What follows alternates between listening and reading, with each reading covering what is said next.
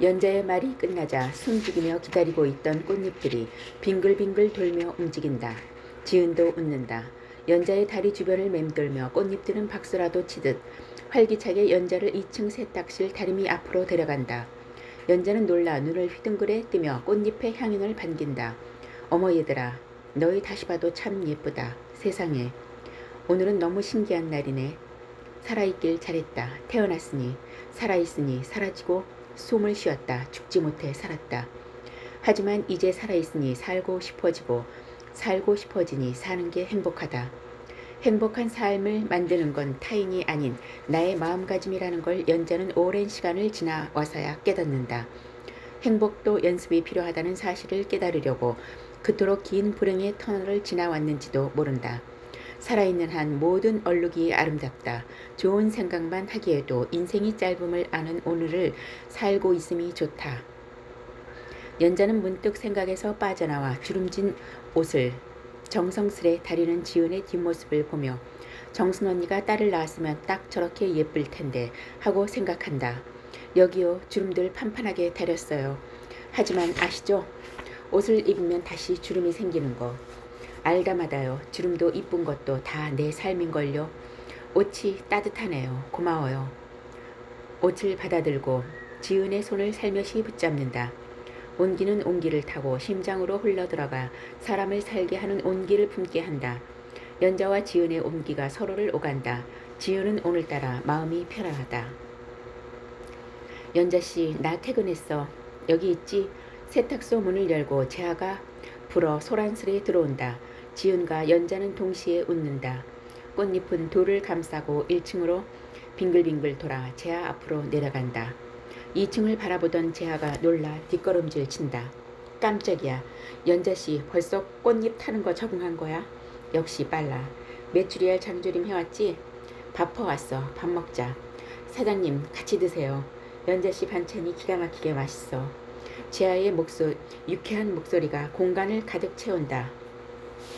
세 사람은 함께 웃는다.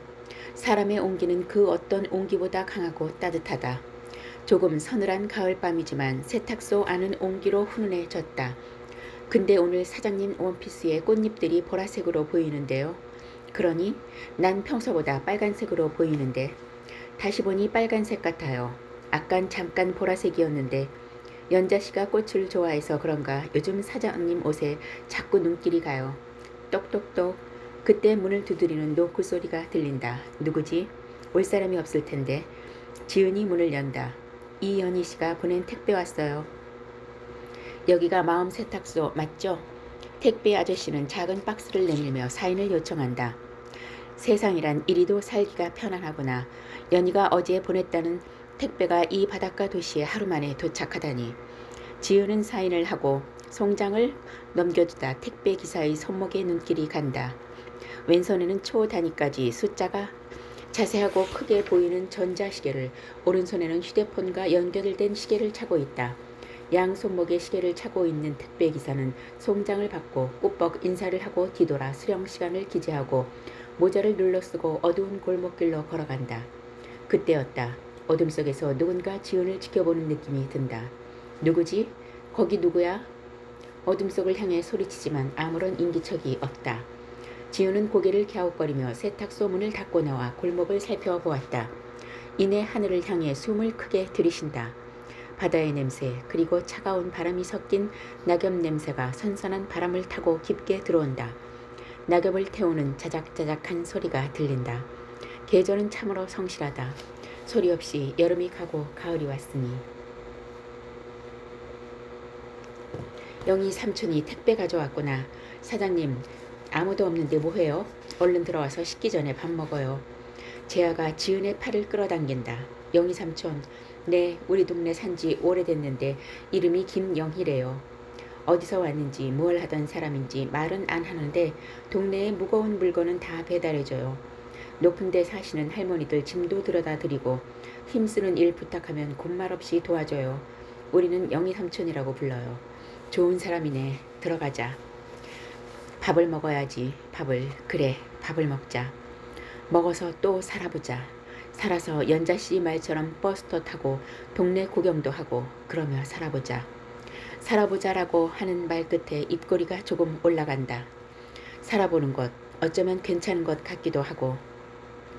저녁을 먹고 연자와 재하가 돌아갔다. 다정하게 손을 잡고 돌아가는 모자의 뒷모습을 바라보며 그들의 평화를 마음으로 빈다. 스스로 봉인해 둔 끝없는 삶의 반복을 풀기 위해 시작한 마음 세탁소다. 사람들이 마음의 상처를 모두 빼내고 싶어하지 않을까 싶었는데 연자 씨처럼 조금만 다뤄달라 하는 인을 만나니 지우는 마음의 정체가 궁금하다. 그러고 보면 마음이라는 게 보이지도 않고 형태도 없는 것이 참 힘이 세다.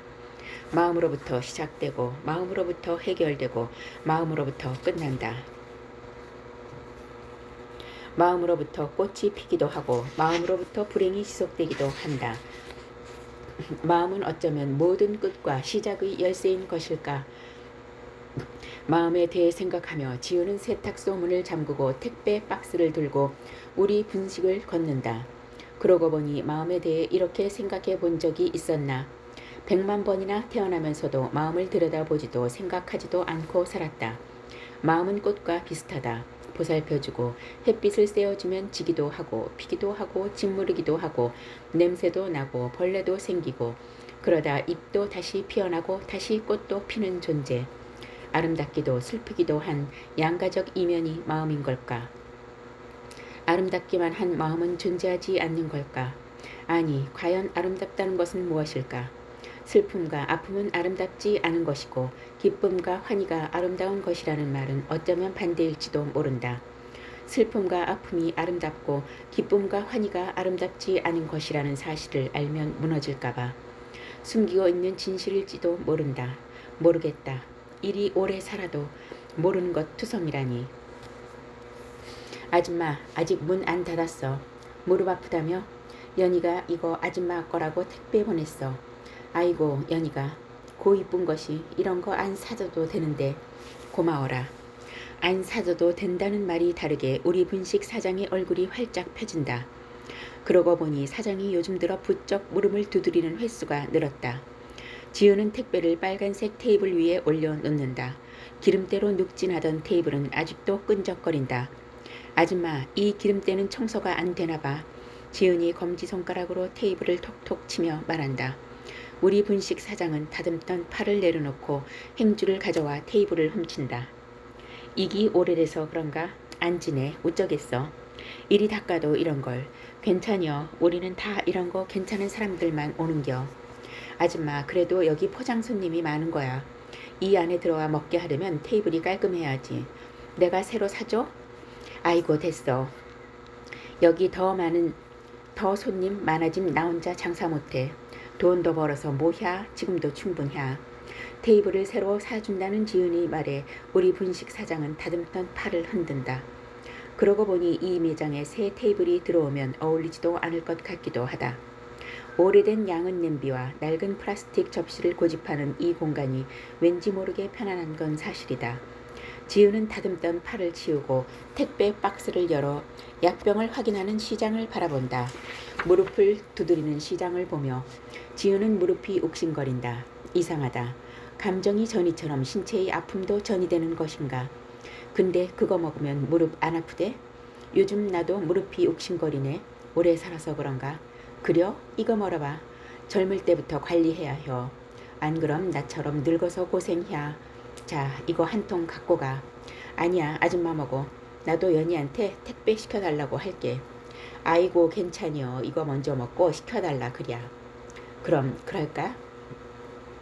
못 이기는 척 약병을 받아들고 지우는 자리에서 일어선다. 이제 세탁소 문을 닫아야겠다. 우리 분식 사장이 지은이 세탁소 문을 닫고 나서야 가게 문을 닫고 간다는 것을 알고는 낮 시간 즈음부터 오픈 새벽까지 세탁소 문을 열어두는 것을 멈췄다. 세탁소 불이 꺼질 때까지 기다려주는 마음. 인적 없는 밤에 꾸벅꾸벅 앉아 졸면서까지 기다려주는 이 마음이 처음에는 이해되지 않았지만 여러 계절을 함께 보내며 요즘은 분식집 불빛에 묘한 안도감이 든다. 가끔 사장이 병원에 가느라 분식집 불이 일찍 꺼진 날이면 지은이 발걸음도 덩달아 힘이 없다. 사람이란 참 묘한 존재다. 서로에게 적당히 거리를 둬야 하지만 적당히 곁에 있어야만 살 수 있는 것인가. 분식집을 나서는 지은이 손에는 어느새 따뜻한 김밥 2줄이 들어있는 검은 비닐봉지가 들려져 있다. 지은의 다음날 끼니를 위해 우리 분식 사장은 퇴근길에 늘 김밥 2줄을 건넨다.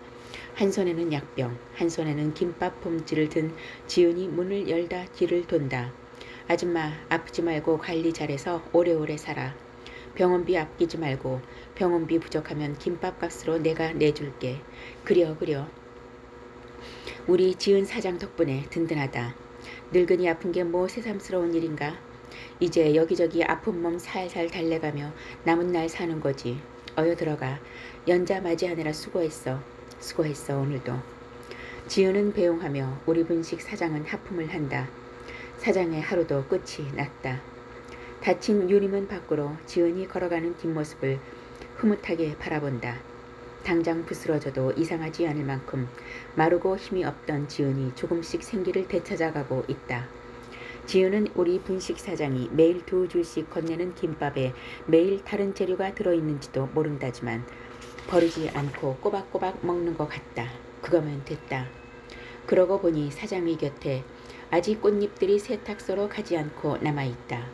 빨간 꽃잎들이 사람처럼 서 있는 모습을 보니 꽃잎 하나를 톡 치며 사장이 웃는다. 꽃잎들아, 걱정 마라. 모든 일에는 때가 있어. 곧 좋은 일이 생길 거야. 그리 믿으면 그리 된다. 그러니께 너희도 너희 자리로 이제 돌아가.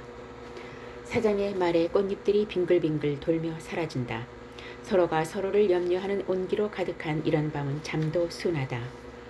골목을 환히 비추는 은은한 달빛도 미소 짓는 밤이다. 이런 밤은 해가 비추지 않아도 낮보다 환하고 따뜻하다. 어둠 속에 있다고 꼭 어둠이 아니고 빛 속에 있다고 꼭 빛이 아니다. 어둠 속에 있어도 빛나는 게 있고 빛 속에 있어도 어두운 게 있다. 오늘은 순한 밤이다. 바닷바람에 소문을 타고 언덕 끝 마음 세탁소는 한동안 찾아오는 이들로 붐볐다. 시험을 망쳐 속상한 마음을 지워달라는 고등학생부터 시작해 각기 모양도 사연도 다른 얼룩으로 남은 상처들을 빼주고 다려주느라 바쁜 날들을 보냈다. 차를 부지런히 끓였고 사람들의 이야기를 들었고 꽃잎을 보내고 세탁기와 다리미를 바쁘게 돌렸다. 금요일 밤이 되어서야 한가해진 세탁소는 다음 주 영업을 위해 일찍 문을 닫기로 했다. 간판에 불을 끄고 꽃잎들도 바닷가로 날려보냈다. 꽃잎들은 빙글거리며 바람을 타고 향기를 내뿜는다. 지은은 이 이상 가진 2가지 능력을 완성해 죽기로 결심한 뒤로 어느 생보다 활기차게 살고 있다. 죽다와 살다는 한 음절 차이인데 무게감은 참 다르다. 죽기로 결심하며 살기에 열심인 오늘이다. 퇴근 후 재하와 연희가 세탁소에 올 때면 가끔 혜인도 함께와 같이 음악을 듣고 밥을 먹는다. 혜인은 개인 사진전을 준비하고 있고 연희는 우수사원으로 10년째 선정되더니 본사 서비스 교육팀 팀장으로 승진했다며 신이 나 있다. 서로의 일상을 공유하며 평화롭다고 느껴지기까지 하는 날들이다. 평화라니 이런 마음을 누려도 되는 걸까? 정말 그래도 되는 걸까? 평화롭거나 행복한 감정이 들면 어김없이 그리운 이들에게 미안해진다. 그리움과 미안함이 범벅이 된 지우는 손을 움직여 하얀 티셔츠를 차곡차곡 접어 서랍에 놓는다. 도와줄까요? 늦은 오후 쿠키를 사들고 찾아온 혜인이 티셔츠를 접은 지은의 곁에 선다. 대답 대신 눈길로 끄덕하는 지은을 보며 미소를 띤 혜인은 나란히 티셔츠를 함께 접는다. 깨끗하고 하얀 티셔츠에는 잘 말린 햇빛 냄새와 기분 좋은 세제 냄새가 났다. 하얗고 냄새도 좋으니 기분 좋네. 마치 지은씨 같아. 네? 아, 네. 제가 뭐라고 했어요? 하얗고 냄새도 좋으니 기분 좋네. 마치 지은씨 같아. 라고요. 입 밖으로 혼잣말 튀어나온 줄 모르던 혜인이 지은의 말을 듣고 놀라 귀가 홍옥처럼 익는다. 이를 어쩌지? 어쩌긴 뭘 어째요. 제가 좀 하얗고 깨끗하고 냄새도 좋고 그래서 기분 좋게 하는 사람이긴 하죠. 저는 왜 자꾸 생각을 혼잣말로 내뱉죠? 제가 원래 말이 많은 사람은 아닌데. 놀라는 혜인을 보며 지은이 웃음을 터뜨린다. 참 순수한 사람이란 말이야. 저한테는 말을 하고 싶은가 보죠. 혹시 지금 시간 많아요? 많아요. 그러면 여기 이 티셔츠 좀 다려줘요. 나는 2층 정리 좀 해야 해서. 고마워요. 혜인이 티셔츠를 한가득 건넨 지은이 빙글 돌자 빨간 꽃잎들도 한 바퀴 두 사람의 주변을 함께 맴돈다. 쿵쿵쿵. 이상하다. 왜 이렇게 심장이 빨리 뛰지? 뒤돌아선 두 사람이 마음에 손을 가만히 올린다. 똑같이 심장에 얹은 두 손을 서로는 보지 못한다. 둘이 정리하니 금방 하네요. 오늘 좀 피곤했는데 고마워요. 시간 되시면 빨래 넣는 것도 도와주실래요? 네, 좋아요. 무엇이든. 말이 끝나자 빨간 꽃잎들이 두 사람의 발밑으로 몰려온다. 에밀리 디킨슨의 시처럼 영혼의 꽃마차를 타듯 빙글빙글 둘을 태운 꽃잎들이 사랑스럽게 맴돈다. 사랑에 빠져지기 필요한 시간은 얼마만큼인가. 심장이 뛴다는 것은 이런 기분이었던 건가.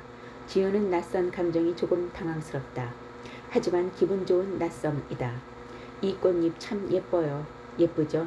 오랜 시간 이 녀석들 덕분에 외롭지 않았던 것 같아요. 너무 고마운 꽃잎들이네요. 오후인데도 햇살이 아직 좋네요. 빨래 마르기 딱 좋은 날씨구나. 바구니에서 지은이 빨래를 꺼내 혜인에게 건넨다. 혜인은 빨래를 받아 두어 번 탕탕 털어 빨랫줄에 가지런히 넣는다. 두 사람의 등 뒤로 오후의 햇살이 따사롭다. 햇살을 뒤로 한 지은을 보며 혜인은 지금 이 순간이 영원했으면 좋겠다는 생각이 들었다. 멈추지 않길 바란 순간이 지금까지 삶에서 있었던가.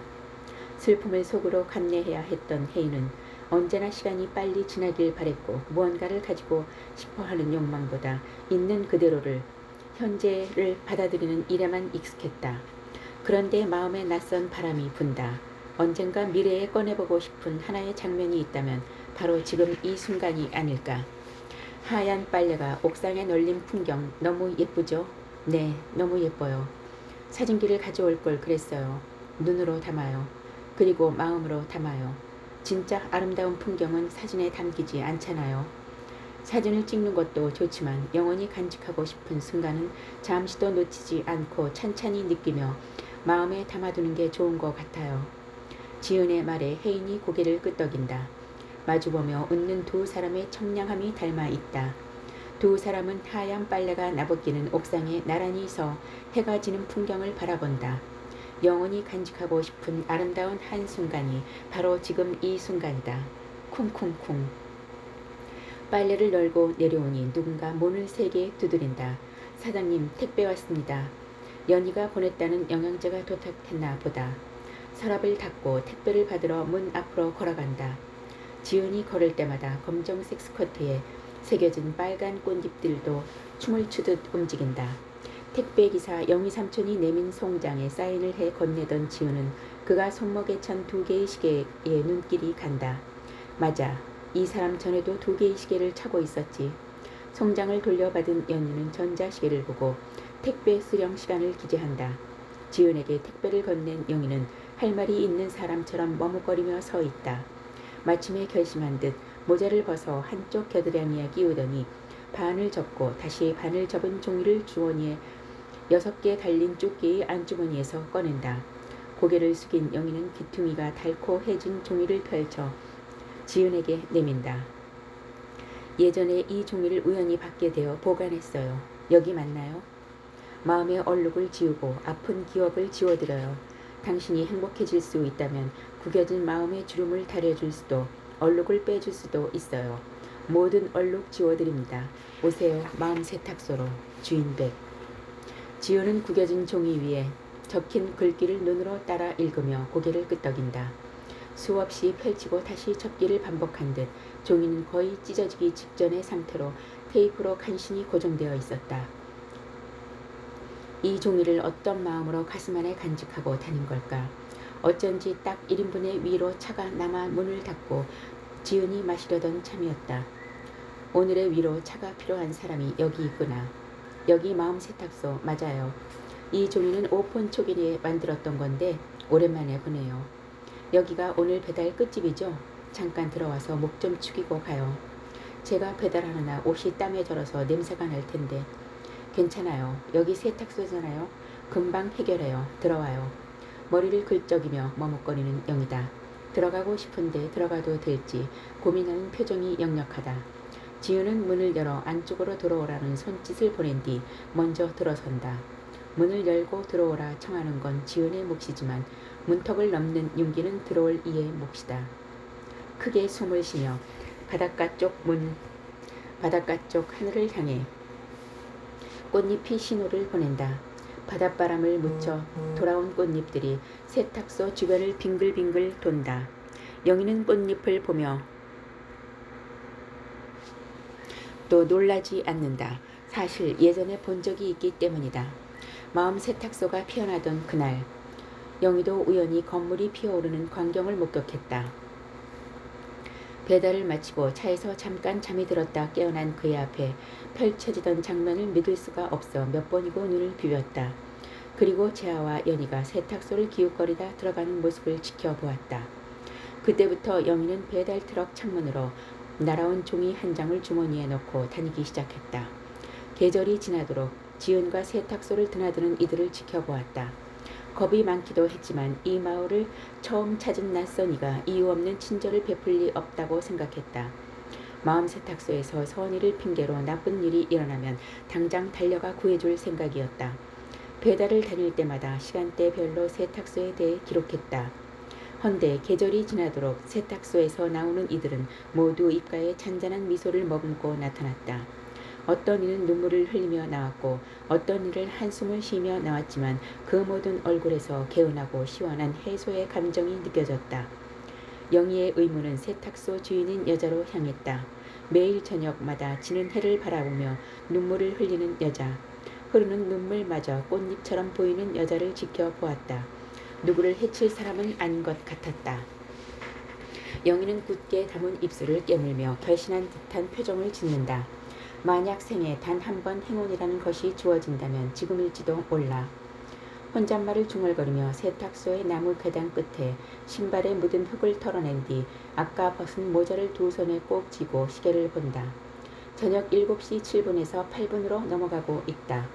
7시 8분 시계 위에 빗방울이 떨어진다. 후두둑 소나기다.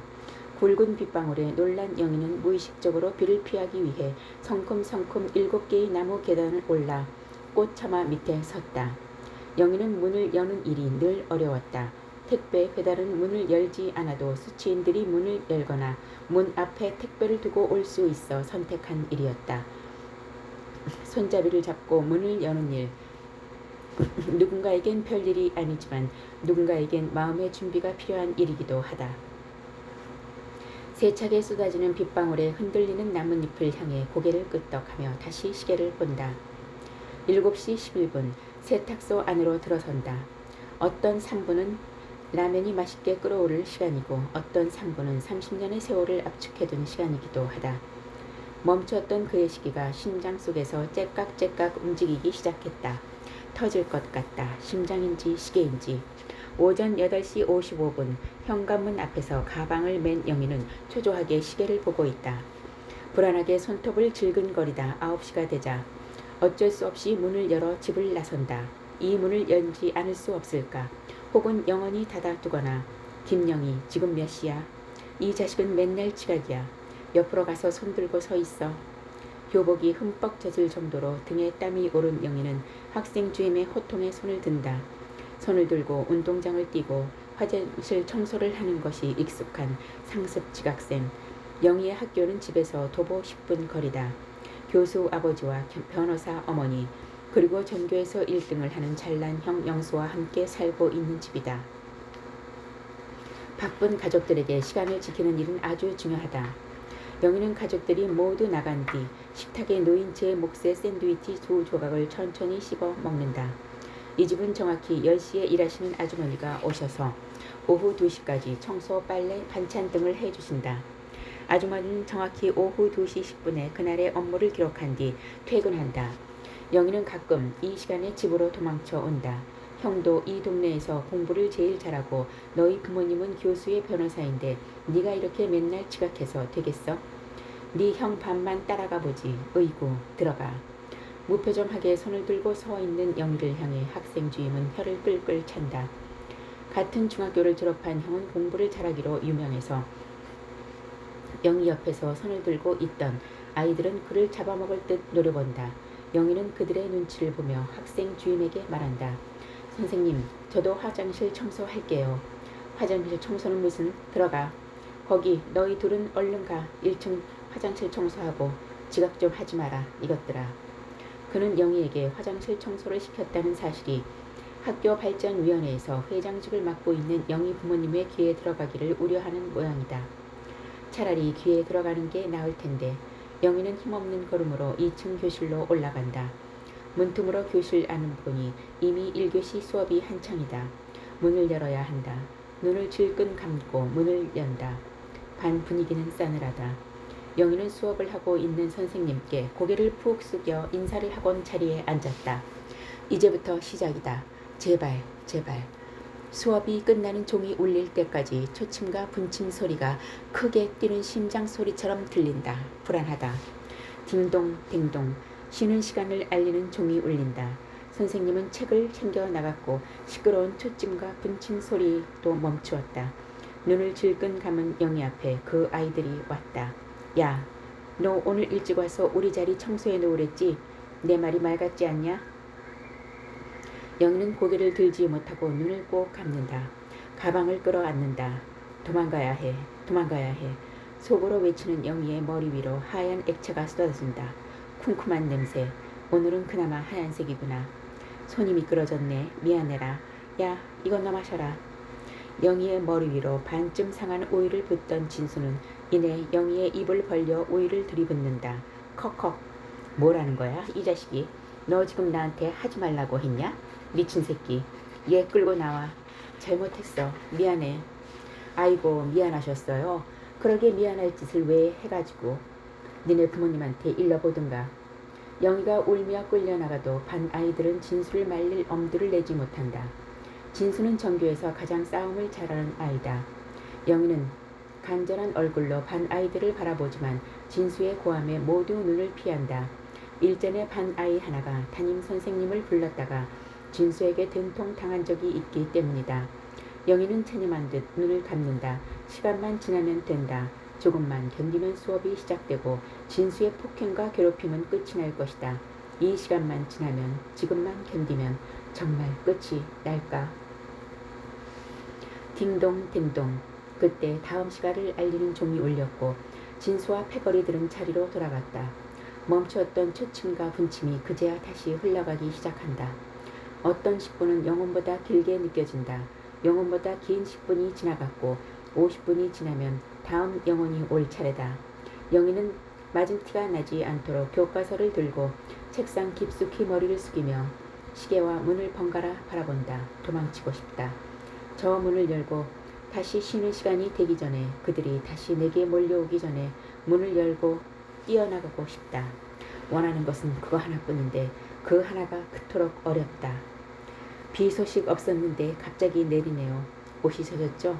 일단 수건으로 몸 좀 닦으세요. 세탁소 안으로 들어와 눈을 감고 서 있는 영희를 향해 지우는 수건을 내밀었다. 어떤 기억 속에 머물고 있는 그의 표정에 뒤틀린 괴로움이 느껴진다. 때로는 세탁보다 온기가 필요한 이들이 있는데 그가 그렇다. 할 수 있다면 그의 마음을 꺼내어 안아주고 싶다. 지우는 마음을 읽는 꽃잎이 치맛자락에서 빠져나와 영희에게 하얀 티셔츠를 가져다 준다. 꽃바람에 눈을 뜬 영희의 일그러져 있던 표정이 서서히 펴진다. 그는 습관적으로 시계를 보며 시간을 확인한 뒤 꽃잎을 한번 보고 지훈을 본다. 실례 좀 하겠습니다. 감사합니다.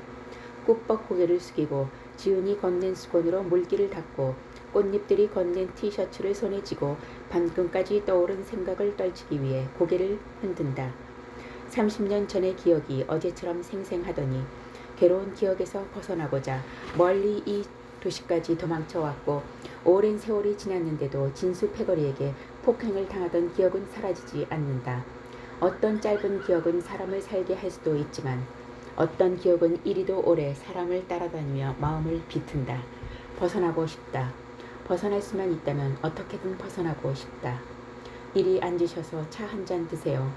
마침 딱 한 잔이 남았는데 영희 삼촌을 위한 거였네요. 지은이 위로 차를 머그잔이 가득 담아 건넨다. 영희가 차를 마시기 위해 거부감이 없도록 불어 편안하고 투박하게 생긴 잔을 골랐다.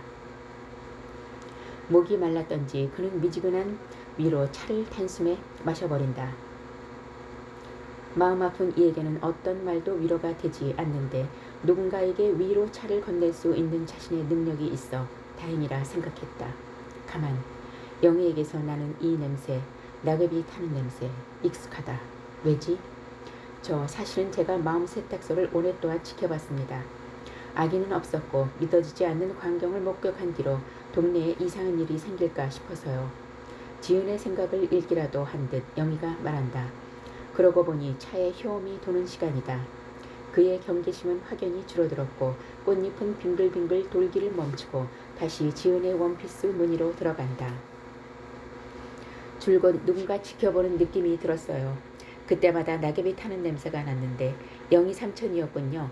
아기가 담긴 시선이 아니라 기다리고 있었어요. 언젠가 내 앞에 나타날 것 같아서요.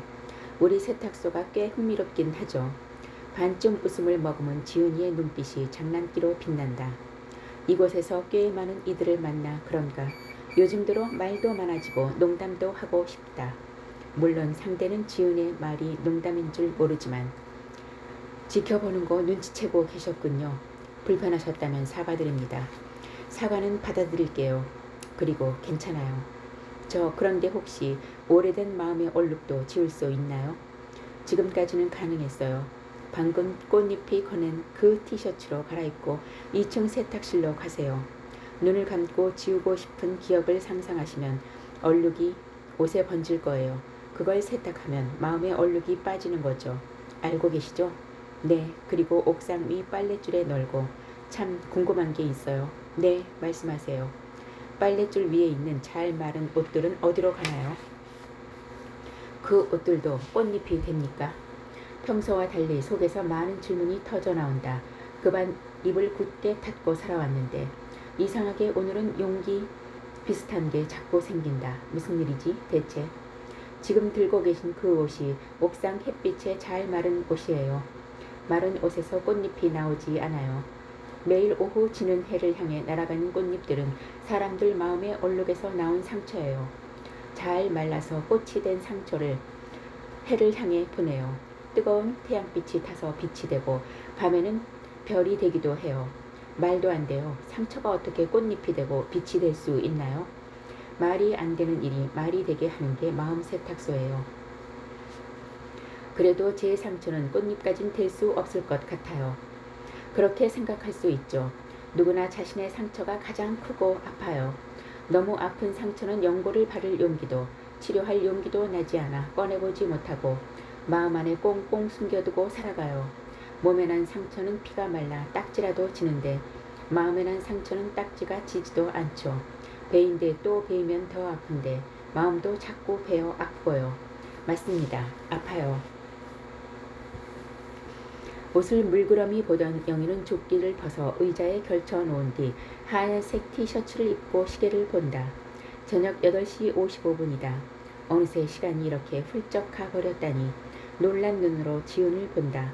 사장님, 제가 너무 오래 있어서 불편하신 거 아닌가요? 오래 계시긴 했어요. 영희 삼촌 얼룩에 비하면 그리 오래도 아니지만요. 괜찮아요. 지은은 영희의 마음을 읽는다. 지은이 팔짱을 끼고 빙그레 미소 짓고 있는 걸 보며 꽃잎은 영희 삼촌의 발끝을 맴돌다 나비의 날갯짓처럼 팔랑거리며 2층을 향해 올라간다. 영희는 어서 오라는 듯 주변을 맴도는 꽃잎을 따라 한 발자국을 내딛는다. 뚜벅뚜벅. 그 발자국에는 온 생이 담겨있다. 차를 마시고 이야기를 나누는 것만으로도 생을 건 발걸음을 내딛는 용기가 생긴다는 사실이 믿을 수가 없다. 영희는 크게 숨을 들이키며 단단한 다리로 발걸음을 내딛는다. 뚜벅뚜벅. 세탁실을 향해 걸어 올라간다. 그가 입은 옷은 군데군데 서서히 얼룩이 번진다. 어느덧 시간은 저녁 9시 5분이 지나고 있다. 저절로 열린 문을 지나 영희는 계단을 올라 잠시 눈을 감는다. 숨을 고르고 세탁실에 들어선 순간 햇살이 비춘 듯한 착각이 느껴졌다. 밤이고 실내였기에 햇살일 리 없지만 햇살 같았다. 오랫동안 지켜봤던 공간인데 실내는 밖에서 볼 때보다 따뜻하고 편안하다. 밖에서 보이는 것과 안에서 보이는 것은 언제나 다르다. 안과 밖의 다름을 결정짓는 온도는 어쩌면 개인의 생각과 시선일지도 모른다. 사람은 자신이 보고 싶은 것을 보고 듣고 싶은 것을 듣고 느끼고 싶은 것을 느끼니까 또 사람은 자신이 보여주고 싶은 것을 보여주고 들려주고 싶은 것을 들려주니까 창 밖에는 아직도 소나기가 세차게 내린다. 아침에 확인할 때 오늘 일기예보에 소나기 소식이 있었습니다. 강수 확률이 30%라 신경 쓰지 않고 나왔는데 비가 내리네요. 그렇군요. 일기예보를 매일 확인하시나 봐요. 아무래도 배달 일을 하니까요. 사장님, 사람 인생에도 일기예보가 있다면 좋겠습니다. 며칠은 소나기가 내리겠지만 다음 주쯤엔 해가 뜰 것이고 내일은 흐리지만 비는 오지 않을 것이라고 알려주면 좋겠습니다. 조금만 버티면 덥지도 춥지도 않은 날들이 당분간 이어질 것이라고 알 수 있다면 얼마나 좋을까요? 그렇게 알려줄 수 있다면 좋겠네요. 그렇게 알려줄 수 있다면 좋겠네요. 내리는 비를 보며 아련하게 말하는 영희의 가슴 속에서 뜨거운 봉우리가 잡힌다. 속에서 불이 타듯 뱅글뱅글 맴돌다. 가슴에서 불이 올라올 때마다 삼키는 일에 익숙한 그였다. 하지만 오늘은 속에 불이 말이 되어 나온다. 흐르는 문장을 볼 수 있다면 아마 활활 타는 붉은색일 것이다. 일그러진 붉은 마음의 초상을 지은은 보면서도 모른 척한다. 주춤거리던 영희는 세탁기 앞에 서 있는 지은이 뒤쪽에 있는 테이블로 가 앉는다. 때론 사는 게 죽는 것보다 힘들 때가 있어요. 영희의 말에 지은이 뒤를 돈다. 그렇다. 사는 건 죽는 것보다 힘들다. 죽을 용기로 살아내라고들 하던데 정작 죽어본 적이 없으니 죽을 용기가 얼마만큼인지를 가늠할 수 없다. 얼만큼 용기를 더 내어야 살 수 있을까? 아니 행복하게 살아갈 수 있단 말인가? 지은은 오랜 시간 생을 버텨내온 영희의 고단함을 깊이 공감해 끄떡한다. 많은 말보다 한 번의 끄떡임이 눈빛이 공명으로 울려 퍼질 때가 있다. 지은의 끄떡임에 영희는 가슴이 뜨거워진다. 그렇죠. 얼만큼 더 힘을 내고 열심히 살아야 하는지 모르잖아요. 알 수 없는 인생이니 힘들다고 느끼는 게 당연해요. 저도 그런걸요. 사장님처럼 아름답고 모든 걸 다 가진 것 같은 분도 그러네요. 제가 모든 걸 다 가진 것처럼 보여요? 네. 그리 봐주니 고맙네요. 모든 걸 다 가졌을 수도 아무것도 가지지 못했을 수도 있죠. 그런데 인생이 무언가를 가진다고 행복해지나요? 모르겠어요. 살아가는 힘은 소유의 문제가 아닌 것 같아요. 슬픔을 회복하는 힘이나 오늘 하루를 잘 견뎌낸 나를 칭찬하는 에너지 같은 거라면 모를까. 그런 힘을 가지는 마법이 있다면 좋겠어요. 제가 왜 그런 생각을 못했지요? 그런 마법을 좀 연구해 봐야겠는데요. 지우는 일부러 과장되게 눈을 동그랗게 뜨며 손을 입에 댄다. 장난기 가득한 지은의 표정에 영희의 남은 긴장이 마저 풀린다. 그가 입은 옷에 얼룩이 번지며 진해지고 있다. 하얗던 티셔츠가 얼룩덜룩해지는 걸 내려다보며 영희가 말한다. 제 형의 이름은 영수인데 둘째는 따르길 바라는 마음에 영희라고 이름을 지어두었대요. 저는 태어나면서부터 부모님의 기대를 저버린 아이였어요. 어머니와 아버지와 형은 반짝반짝하고 멋진데 저는 초라했습니다. 공부도 못하고 학교 시절 내내 왕따를 당하고 친구들한테 맞아도 차마 집에 얘기를 못했어요. 부모님이 실망하실까봐. 형보다 못난 저를 창피해하시는 것 같았어요. 하루하루를 버티듯 산 거예요. 어떤 슬픔은 너무 짙어 울음도 나오지 않는다. 마른 울음으로 눈물을 삼키며 영희가 담담하게 지난 날을 이야기한다. 고등학교까지 버텼어야 하는데 그러지 못했어요. 부모님은 반대하셨지만 학교에 더 다니기가 쟤네 걔네들에는 죽일 것 같았어요.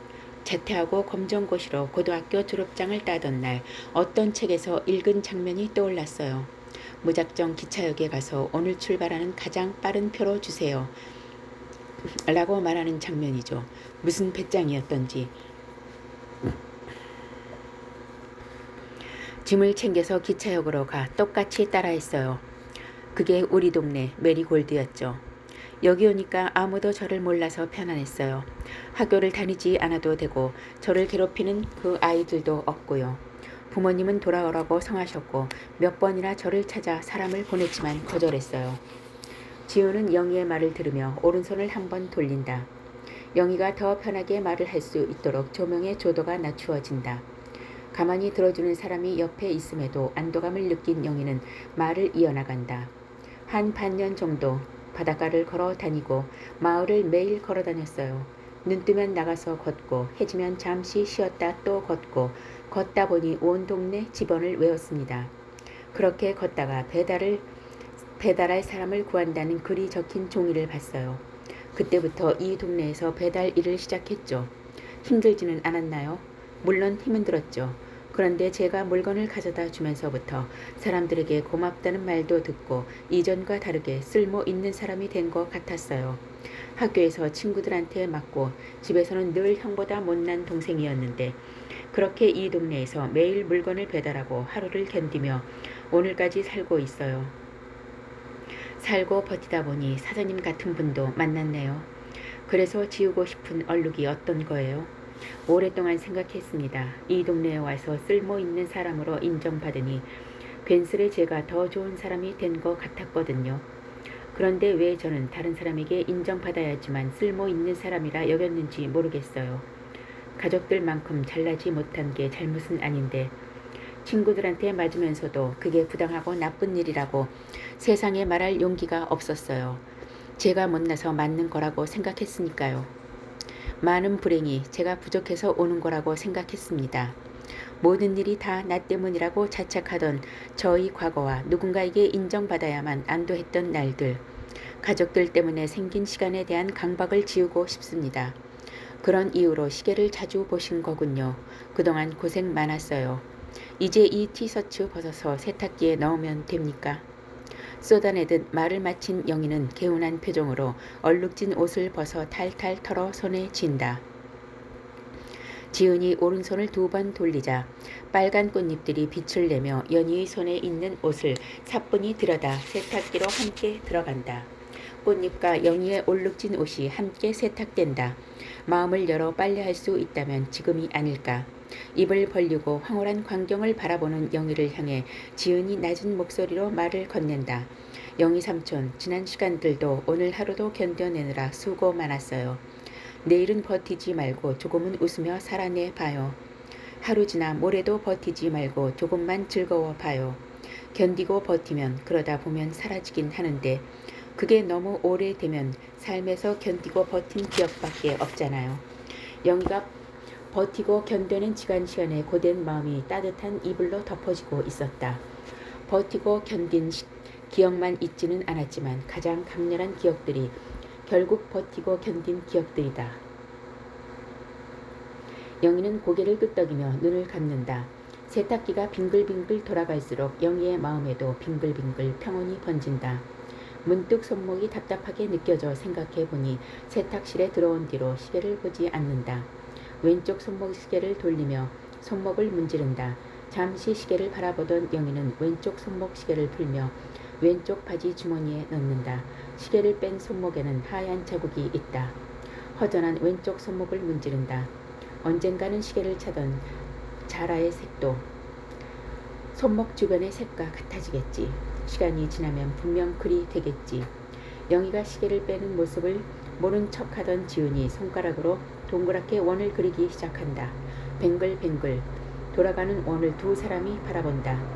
부모님이나 형처럼 똑똑하고 잘나진 못해도 삶의 성실을 다하고 싶었습니다. 1분 1초도 시간을 허투루 쓰기 싫어서 손목 시계를 2개 차고 다녔습니다. 하나의 시계가 느려져도 다른 하나의 시계가 있으니 늘 정확한 시간에 맞추어 일을 했어요. 배달 일을 시작하며 늦지 않게 배달을 해주고 남은 시간은 동네 사람들을 도왔습니다. 한 번도 이 시계가 답답하다 생각하지 않았는데 오늘은 이상하게 답답하네요. 영희는 허전한 손목을 반대편 손으로 시계를 차듯 잡는다. 지은이 말을 고르는 사이 꽃잎들이 영희의 손목을 시계처럼 맴돈다. 영희는 손목을 간지르는 예쁜 꽃잎을 보며 이를 활짝 드러내고 웃는다. 꽃잎이 지나간 자리에 시계 자국이 사라진다.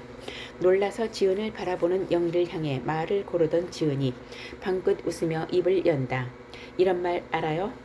기억이 열일이라는 동그란 원으로 이어져 있다면 좋은 기억 하나가 안 좋은 기억 9가지를 덮어준대요.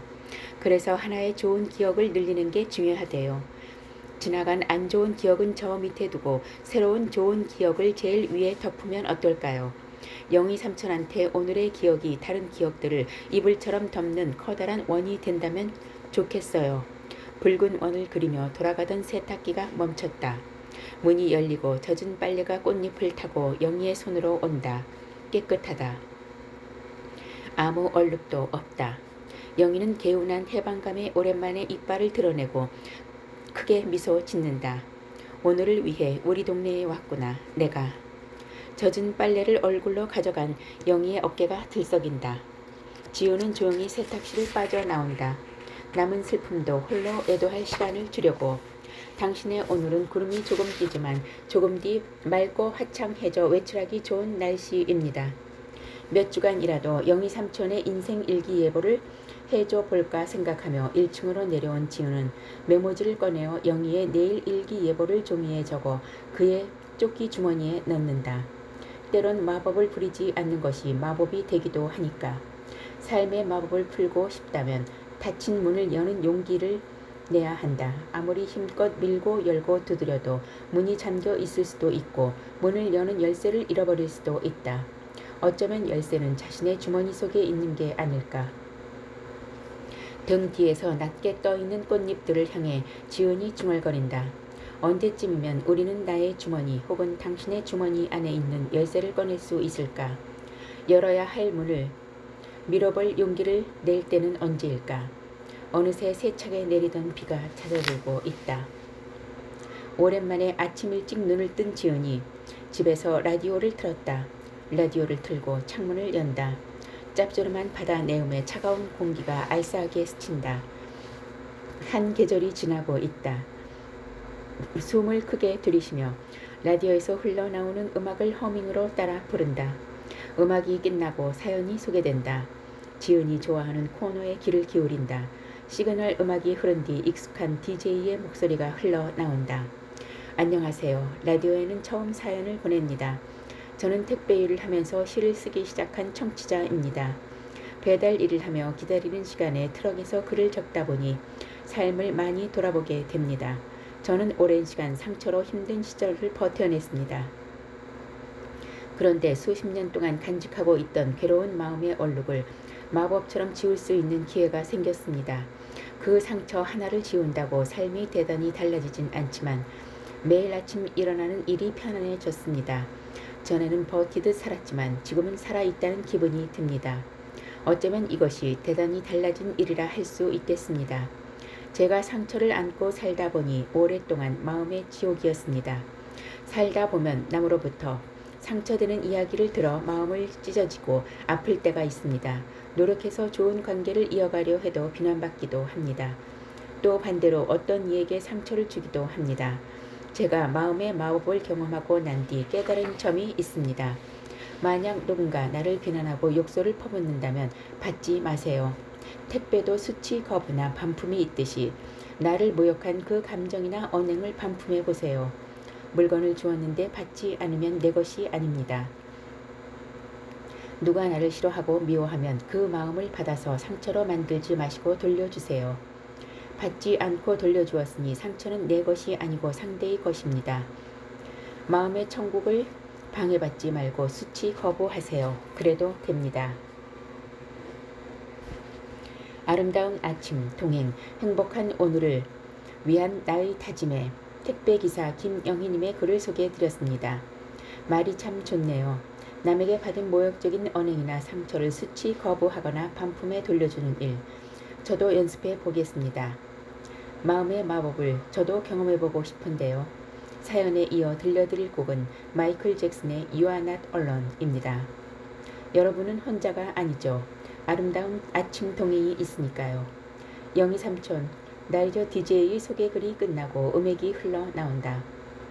마음 세탁소를 다녀간 뒤 영희 삼촌이 전보다 편안해 보였는데 라디오에 사연을 보내기까지 하다니.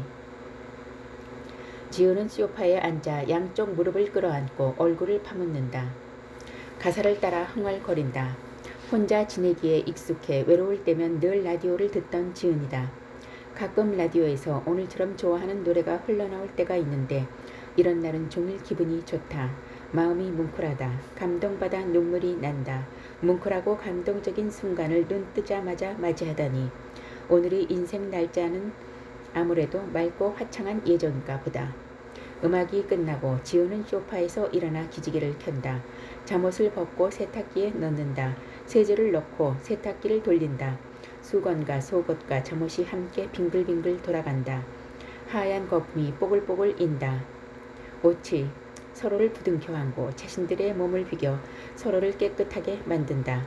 초가 자신의 몸을 태워 빛을 내듯 빨래는 서로 비벼대며 때를 지워가고 있다. 세상 어디에도 빛이 있구나. 빛이 비추지 않아도 빛은 늘 존재하고 있어. 빛을 생각하며 세탁기 앞에 한참을 앉아있다. 사람들의 마음 얼룩을 세탁해줄 때와 입었던 옷을 세탁할 때의 빨래는 같은 빨래일까 다른 빨래일까. 나는 정말 이 생에서 두 가지 능력을 완성해 봉인을 풀고 늙어 죽어갈 수 있을까. 봉인을 하는 방법은 알았지만 푸는 방법을 배우지 못했다. 이럴 때 엄마가 곁에 있다면 얼마나 좋을까. 그리운 엄마를 떠올리자 가슴이 욱신거린다. 요즘 들어 왜 이렇게 심장이 아프지? 이상하다. 지우는 왼쪽 가슴을 움켜쥐고 심호흡을 한다. 눈을 감고 통증이 깨끗하게 사라지는 상상을 한다. 오늘은 아프면 안 된다. 중요한 손님이 올 것 같은 예감 때문이다. 지은이 간절히 바라자 얼마 지나지 않아 통증은 가라앉는다. 통증이 사라지는 상상을 해서 사라진 건지 통증이 가라앉을 때가 되어 가라앉은 건지 모르겠다. 마음이 어지러우니까 청소를 해야겠다.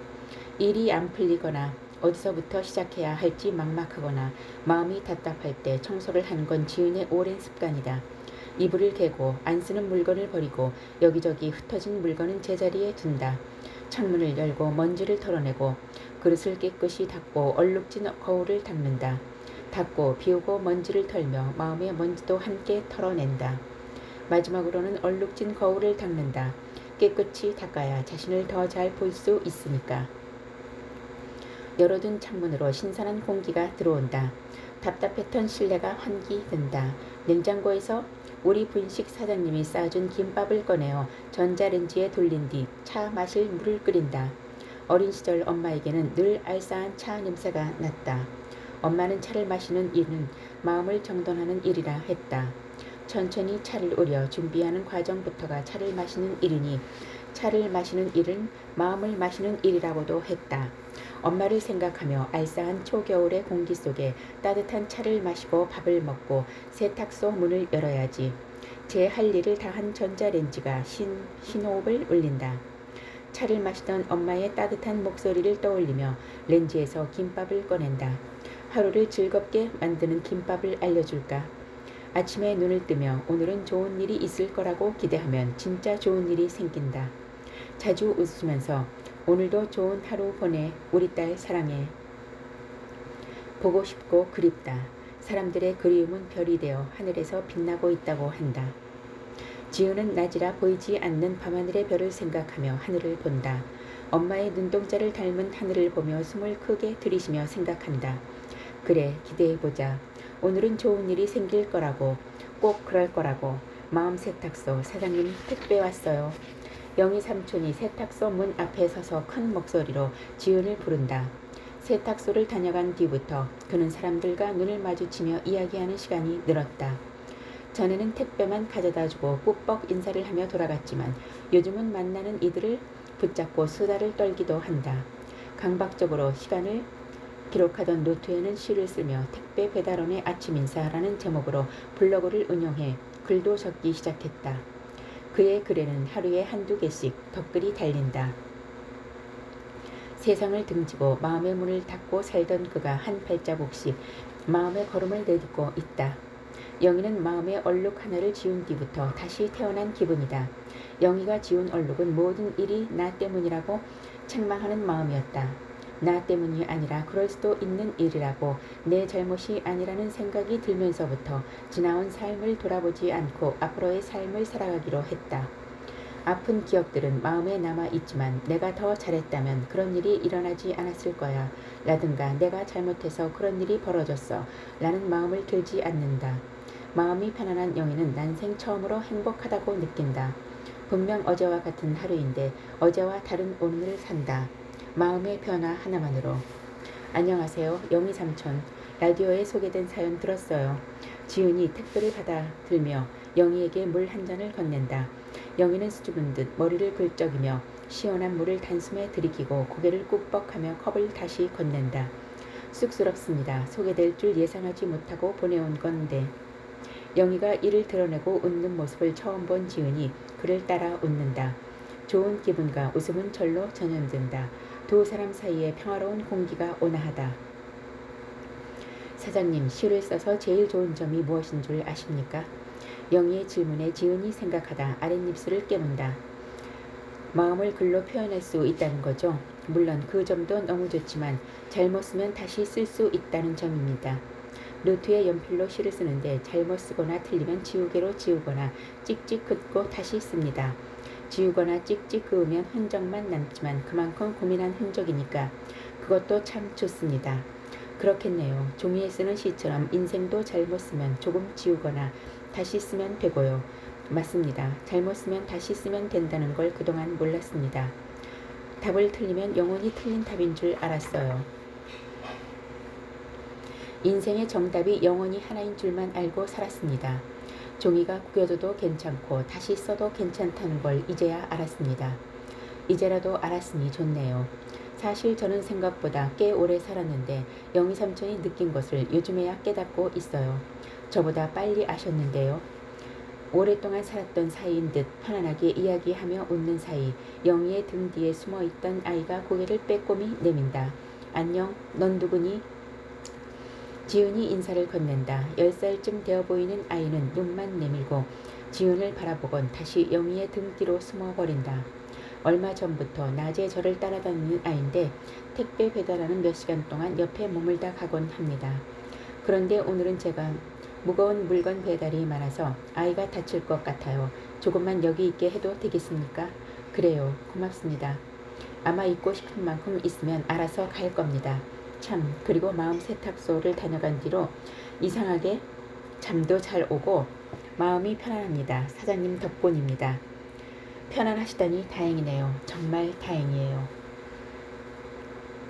영희와 지은의 이야기를 나누는 동안 등 뒤에 숨어있던 아이는 고개를 빼꼼 내밀고 세탁소를 살펴보기 시작한다. 양볼이 만두처럼 통통한 여자아이는 양갈래 머리를 하고 노란색 레이스 원피스를 입고 있다. 지은은 아이를 향해 몸을 숙이고 세탁소 넝쿨에 있는 꽃을 따서 건네며 말을 건다. 안녕, 나는 지은이라고 해. 내가 재밌는 거 보여줄까? 아이는 호기심에 고개를 끄덕이며 지은 앞으로 쏙 나온다. 그 사이 영희는 꾸벅 인사를 하고 떠난다. 지은도 눈인사로 화답하고 아이에게 내민 꽃을 양손에 오목하게 담아쥐고 손목을 2번 돌린다. 아이는 작은 입술을 오므리며 지은 앞으로 한 발자국 더 다가온다. 여기에 숨을 후 하고 2번 불어봐. 아이는 지은에게 바싹 다가와 후 2번 숨을 분다. 눈을 동그랗게 뜬 아이를 향해 지은이 손을 벌리자 꽃잎들은 나비처럼 날아간다. 아이는 입을 벌리고 꽃잎 나비의 향연을 쫓아 뛰어다닌다. 한참을 꽃나비의 꽁무니를 잡으러 뛰어다니던 아이가 다시 지은 앞으로 오자 오목하게 모았던 2 손을 다시 펼쳐 쿠키를 건넨다. 아이는 쿠키를 냉큼 집어 입에 넣고 오물거리며 세탁소 앞마당을 뛰어다닌다. 새처럼 자유롭게 양팔을 벌리고 꽃나비와 함께 날아다니던 아이가 지은 앞에 멈추어 선다. 지은은 몸을 숙여 아이의 눈높이에 맞게 앉아 눈동자를 마주본다.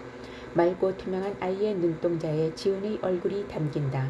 긴 속눈썹을 깜빡일 때마다 지은의 얼굴도 함께 깜빡인다. 너는 어디에 살아? 나는 집이 없어. 집이 없어? 그럼 어디에서 잠을 자? 지은이 짐짓 놀라는 척을 하며 아이에게 묻는다. 아이는 누가 들으면 안 된다는 듯 주변을 살피더니 두 손을 나팔 모양으로 모으고 지훈이 귀에 소곤소곤 말한다. 이건 비밀인데 나는 달나라 공주야. 그래서 여기도 집이고 저기도 집이야. 집이 아주 많구나. 멋진걸. 엄마 아빠는 어디에 계셔? 나는 엄마 아빠가 없어. 부모님이 없다는 아이의 말에 말문이 막힌 지우는 말없이 서 있는 아이의 손을 잡는다. 아이는 아무렇지 않다는 듯 맑은 눈동자를 깜빡이며 쿠키를 먹는다. 사실은 나도 엄마 아빠가 없어. 정말? 우리 똑같네. 그럼 너 이름은 뭐야? 나는 이름이 없어. 이름이 없다고 대답하는 아이를 보며 부른듯 메리골드에 와서 우리 분식이 이끌리듯 들어선 그날이 스쳐 지나간다. 사람의 온기가 고파 이곳으로 오게 된 걸까? 엄마 아빠가 없고 이름도 없던 소녀는 사람을 따라 웃을 줄도 알고 어울려 살기도 하는 지은이 되었다. 나도 이름이 없었어. 우리 공통점이 많네. 이모도 이름이 없어? 나랑 똑같으니까 비밀 하나 더 말해줄게. 나는 아무도 서로를 미워하지 않는 평화로운 세상을 만들 거야. 그래서 여기 온 거야. 티 없이 맑은 아이가 또박또박 말한다. 아무도 서로를 미워하지 않는 세상을 만들기 위해 온 공주님이라니. 아이의 맑은 눈을 바라보며 지우는 오래전에 떠나온 마을에 대해 생각한다. 그런 세상이 있었지. 아무도 서로를 미워하지 않고 가을이 다음 계절은 봄이 되는 멋진 생각이야. 그럼 우리 공주님, 이모가 여기에서 불릴 이름 지어줄까? 좋아, 지어줘. 선심 쓰듯 허락하는 아이를 향해 지우는 팔짱을 끼고 심각하게 생각하는 척을 하곤 말한다. 새로운 세상을 만들 거니까 생명이 싹 트는 계절인 봄이야. 어때? 봄이. 너처럼 예쁜 꽃이 피는 계절이 봄이. 오래전 내가 살던 마을은 지금 같은 가을이 지나고 낙엽이 무르익고 나면 꽃이 피는 봄이 오곤 했어. 가을의 계절 다음은 봄, 봄의 다음 계절은 가을이었지. 아무도 서로를 미워하지 않았어. 그런 세상을 다시 만나고 싶었는데 내가 그런 세상을 만들어줄래? 봄이 좋아. 마음에 들어. 그런 세상 내가 만들어줄게. 이름이 썩 마음에 든 봄이는 지훈과 마주보며 까르르 웃는다. 봄이의 웃음이 햇살처럼 눈부시다. 근처에서 낮게 머물러 있던 꽃잎들도 좋은 기운에 뱅글뱅글 돌기 시작한다. 봄이가 세탁소 정원 옆 계단을 총총 올라간다. 공이 튕기듯 신나게 계단을 오르는 아이를 보며 지훈도 함께 옥상으로 올라간다. 옥상에 올라서자마자 봄이는 빨랫줄에 걸린 하얀 티셔츠들 사이를 양팔을 벌리고 뛰어다닌다. 하늘은 구름 한 점 없이 파랗다. 간지럽게 이마를 스치는 부드럽고 잔잔한 바람이 불고 빨래들이 바싹 말라가고 있다. 빨랫줄 사이사이를 꽃잎들과 꼬리잡기를 하며 뛰어다니는 봄이의 웃음소리가 울려 퍼진다. 아이의 웃음소리를 들으며 함께 웃던 지우는 하늘을 올려다본다. 바람이 헝클어뜨린 머리카락을 쓸어 넘기며 크게 숨을 쉰다. 눈을 감고 양팔을 뻗어 바람을 흠뻑 느낀다. 심장을 꽉 쥔 것처럼 답답하던 마음이 스르르 풀린다. 문득 지우는 더 이상 예전처럼 슬프지 않다는 걸 자각했다. 메리골드에 온 뒤로는 결코 울 것 같지 않던 행복이 손만 뻗으면 닿을 듯한 거리에 있는 것 같았다. 이모, 내가 선물로 그림 그려줄게. 지은이 뒤에서 허리에 손을 감고 와락 안긴 봄이에게 봄을 돌리자. 이번엔 치맛자락이 안긴다. 낯선 이에게 경계 없이 안길 수 있는 아이의 순수함에 지은도 동화된다. 그림을 그리고 싶다는 아이의 말에 오른손을 한 바퀴 돌리자 꽃잎 하나가 사인펜으로 바뀐다. 아이는 깔깔 웃으며 빨랫줄에 있는 하얀색 티셔츠를 들고 온다. 이모, 여기에 그림 그려도 되지? 그려도 돼. 기대할게. 말이 끝나자마자 바닥에 티셔츠를 깔아두고 신나게 그림을 그리는 봄이를 보며 지우는 다시 행복에 대해 생각한다. 매일 창밖에 해가 뜨고 지고 때로는 비가 내리고 어두운 밤이 찾아오고 별과 달이 뜨고 여명이 밝아오는 것을 선택할 수 없지만 마음의 날씨는 선택할 수 있다. 내 마음은 나의 것이다. 행복은 언제나 내 안에 존재하고 있다. 마음 밖의 날씨는 우리 것이 아니지만 마음 안의 날씨는 우리 것이다. 행복하기로 선택한다면 비바람이 부는 날에도 마음에는 은은한 달빛으로 평화를 가질 수 있지 않을까. 사랑하기로 선택했으니 사랑하고 슬픔 많은 인생일지라도 웃기를 선택했으니 웃는 것이다. 그래서 이 고단하고 힘든 세상을 힘들지 않게 살아가는 비밀은 바로 이모, 자 여기 그림 다 있어. 내가 아무도 서로를 미워하지 않는 평화로운 세상을 만들었어. 선물이야. 지우는 생각을 멈추고 보미가 내민 선물을 받는다. 보미는 지훈이 좋아할 것이라는 기대에 한껏 부풀어 있다. 반으로 접혀있던 티셔츠를 펼친 순간 지훈은 말을 잃었다. 한참을 티셔츠에 그려진 그림을 보다 보미를 품에 안는다. 보미가 만들고 싶던 평화로운 세상이야. 너무 아름답다.